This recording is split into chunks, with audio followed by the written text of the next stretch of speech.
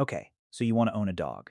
Pick the breed, bring it home, post the photos, watch the love roll in. That's the plan in your head, and it's not a crazy plan. It's the most common plan on Earth. Over half of American households are living it right now. Here's the problem. A dog is not a pet in the simple sense you've been sold. It is a 15-year subscription to veterinary risk, dressed up in loyalty and wagging tails. By the end of this, you'll never look at a dog the same way, and you'll know exactly which kind of owner survives owning one. Let's start with what it actually costs to get in. The purchase price is the number everyone quotes at the dinner table. A shelter adoption runs $50 to $500. A purebred from a reputable breeder runs $1,500 to $4,000. A fashionable breed. French Bulldog, Cavapoo, can run $3,000 to $8,000, sometimes more. Most owners land in the middle, and almost none of them price out what comes after. That's the number that gets shared. It's also the number that's designed to get shared, because everything after it is where the business actually lives. First, setup costs. Crate, bed, food and water bowls, a first round of vaccinations, spay or neuter surgery. Call it $500 to $1,500 before the dog has been in your home a month. Second, routine veterinary care, annual checkups, vaccinations, flea and heartworm prevention. $300 to $700 a year for a healthy dog, every year, whether anything is wrong or not. Third, food and grooming. Quality food runs $300 to $900 a year depending on size. Grooming for anything but a short-haired breed adds another $600 to $1,200 a year on top. And here's the first trap nobody budgets for: breed-specific health risk. Certain popular breeds, bulldogs, German shepherds, large breed puppies, carry structural health issues baked into their genetics, and those issues don't show up on the price tag at the breeder's website. Added up, and a healthy, uncomplicated dog costs $1,500 to $4,000 in year one alone.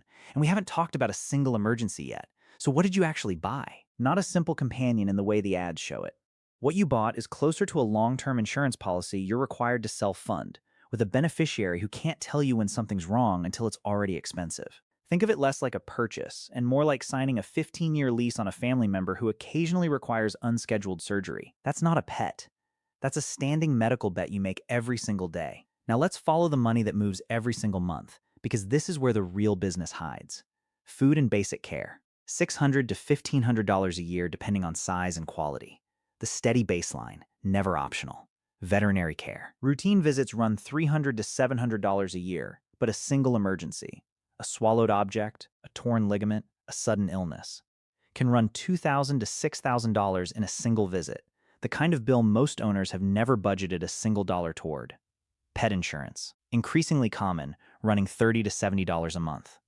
Real money that most owners either skip entirely or add only after the first big bill teaches them why it exists. And here's the mechanism inversion nobody expects. The dog is the afterthought. The real business is the veterinary and pharmaceutical industry built around it. Specialty vet clinics, diagnostic imaging centers, pet pharmacies, insurance underwriters. They earn steady, predictable revenue whether your dog is healthy or sick. You are the customer of an entire adjacent industry, and the dog is simply the reason it exists. That's the part nobody budgets for. So the ongoing costs land somewhere between $1,200 and $2,500 a year for an average dog, for a lifespan that runs 10 to 15 years depending on breed and size. Run that forward and you're looking at $15,000 to $30,000 over the dog's lifetime, before a single emergency. And emergencies are not rare. Roughly 1 in 3 dogs will require an unplanned veterinary visit costing over $1,000 at some point in their life, and larger or brachycephalic breeds see that number climb sharply. Just when the math starts to feel manageable, one bad diagnosis turns a modest monthly budget into a 4-figure surprise inside a single week. In June of 2019, a woman named Rachel Voss, running a small home-based dog boarding and breeding business outside Portland, Oregon, had done almost everything right. She'd started in 2015 boarding neighborhood dogs out of her home, built a loyal client base, and by 2017 had added a small French bulldog breeding operation to meet growing demand for the popular breed. Local pet blogs even featured her in 2018, calling her operation a model of ethical small-scale breeding. By early 2019, she had 6 adult dogs, a full boarding calendar, and a plan: expand into a licensed small kennel with a dedicated whelping room. The problem wasn't the dogs. The problem was the math. French bulldogs, prized for their flat faces, are structurally prone to complications during birth. Most litters require a scheduled C-section rather than natural delivery at $1,500 to $3,000 per surgery. Voss had budgeted for 2 litters that year. She got 4 unplanned emergency deliveries instead, each requiring the same surgical intervention. Combined surgical and post-operative costs for the year climbed past $18,000. Her boarding income, disrupted by the medical recoveries taking over her available space, fell by nearly a third. She'd financed the gap with a personal line of credit, believing the puppy sales from a successful litter would close it. In August 2019, one C-section resulted in complications requiring emergency overnight veterinary intensive care. The bill was $6,400. She didn't have it, and her credit line was already at its limit. She sold her remaining breeding dogs to a licensed kennel and closed the breeding side of her business in September 2019, keeping only the boarding operation. The answer is not personal incompetence. The answer is structural. Here's the structural mechanism that took her down, and it's the same one waiting for almost every small-scale breeder of a popular but structurally fragile breed. Revenue from puppy sales is capped by how many litters you can safely produce in a year, a number that doesn't scale the way costs do. But costs are not capped in the same way. They scale with complication rate, and popular flat-faced breeds carry complication rates that no amount of good care can fully avoid. It's biology, not management. She wasn't running a business with a bad year. She was running a business whose cost structure was tied to a breed's structural fragility, guaranteed to spike unpredictably. It was just a question of when, not if. So who actually makes money owning and breeding dogs? Almost nobody on volume alone. But the ones who do share one counterintuitive trait: they stopped treating each individual dog as the primary revenue source. Large, established breeding operations that survive long-term diversify across multiple breeds and multiple revenue streams. Stud fees, training services, boarding. So one breed's bad year doesn't sink the whole business. Working dog operations, service dog training, detection dog contracts survive because their revenue comes from a training and placement fee structure, not from litter volume, insulating them from any single breed's health risk. The pattern: nobody profits from a single dog's existence alone. The owners and breeders who last are the ones who diversified their income away from any one animal's health outcome, so a single bad birth doesn't end the operation. Let's simulate it. Same dog, same household, same owner.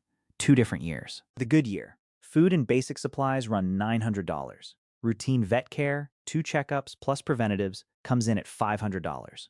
Grooming, $700. Pet insurance premiums, $480. No emergencies. Total spend, roughly $2,580. Net cost for the year, about $2,580 out of pocket. The cost of a modest annual vacation, recurring every year for the life of the dog. Now, the bad year. Same fixed costs: food, grooming, insurance premiums, $2,080. Then the dog swallows a foreign object requiring emergency surgery, $3,800. A follow-up complication requires a second procedure, $1,200. Total spend, $7,080. Insurance, if you have it, covers roughly half after the deductible, leaving $4,500 to $5,500 out of pocket in a single year. No financing plan required by law, but very often required in practice. That is a used car's down payment. Except you didn't choose the model. The dog's stomach did, and it chose the sock. So can you own a dog? Yes, with conditions. If you budget $2,000 to $3,000 a year as a baseline, carry pet insurance or maintain an emergency fund of at least $3,000, and choose a breed whose structural health risks you've actually researched rather than just found cute. Dog ownership is one of the most reliably rewarding financial decisions a household can make. And here's the return that never makes it onto a spreadsheet. Dog owners report measurably lower stress hormone levels after just 10 minutes with their dog. Regular dog walkers get roughly 30 more minutes of daily physical activity than non-owners, without ever calling it exercise. Older adults with dogs report fewer doctor visits tied to loneliness, not more. The one-line item in this entire video that goes down instead of up. That's the trade you're actually making. A predictable financial cost for a return that doesn't show up as a number, but shows up anyway, every single evening, at the door. If your plan assumes the dog will cost roughly what the adoption fee suggested, the math is not on your side.